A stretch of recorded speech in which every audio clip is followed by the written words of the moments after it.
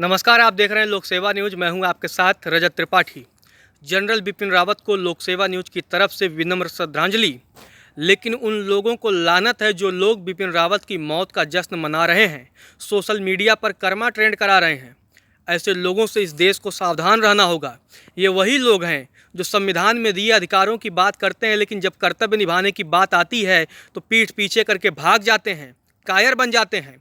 और जब इस देश के सेनापति के साथ कोई हादसा होता है तो ये खुशी मनाते हैं, मिठाइयाँ खाते हैं। ये वही लोग हैं जो पाकिस्तान के जीतने पर जश्न मनाते हैं, और जब भारतीय सैनिक शहीद होते हैं तो उनकी शहादत का मजाक उड़ाते हैं। ये देश भारत है, आपको यहाँ रहना होगा तो यहाँ की बात माननी पड़ेगी। इस देश में रह करके इस देश के संविधान की अगर आप बात करते हैं तो यही संविधान आपको अपने सैनिकों की शहादत के लिए श्रद्धांजलि अर्पित करने की बात कहता है, अपने सैनिकों के सम्मान की बात करता है। लेकिन जब सैनिकों के सम्मान की बारी आती है तो आप सारी चीज़ें भूल जाते हैं। ऐसे नहीं चल सकता इस देश में। आप इस देश में रह करके पाकिस्तान की वकालत नहीं कर सकते। इन देश के सैनिकों की वजह से ही हम लोग सुरक्षित हैं। उनकी वजह से ही हम दिवाली, होली, ईद सभी मना पाते हैं।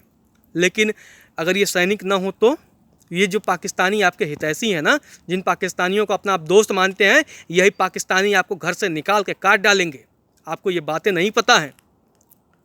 दुख तो इस बात का होता है कि जब इस देश के सेनापति का निधन होता है उस पर लोग राजनीति करने पे आ जाते हैं, ट्विटर पे कर्मा ट्रेंड कराते हैं। अरे कर्मों का फल तो आप लोगों को मिलेगा, इस देश से गद्दारी का फल मिलेगा।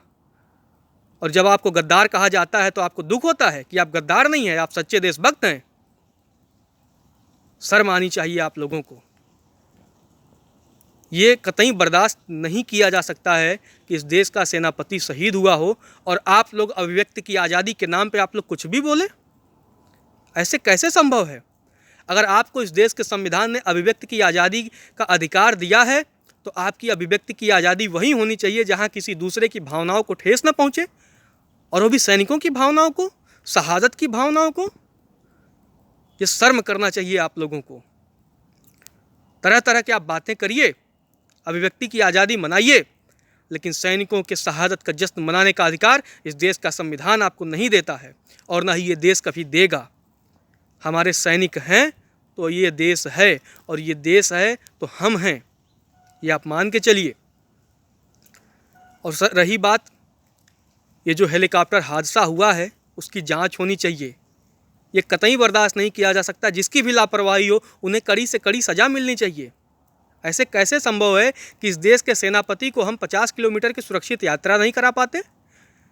जिस हेलीकॉप्टर को दुनिया का सर्वश्रेष्ठ और सुरक्षित हेलीकॉप्टर माना जाता है वो भारत में कैसे क्रैश हो जाता है? बहुत सारे गंभीर सवाल खड़े होते हैं। इन गंभीर सवालों के जवाब हमें ढूंढने होंगे। इन सवालों के तह में हमें जाना होगा और जवाब की हमें तलाश करनी होगी। तब जा कर के हम जो है इसमें जो भी दोषी हों, किसी प्रकार के जो भी दोषी हों, उन्हें बख्शा ना जाए।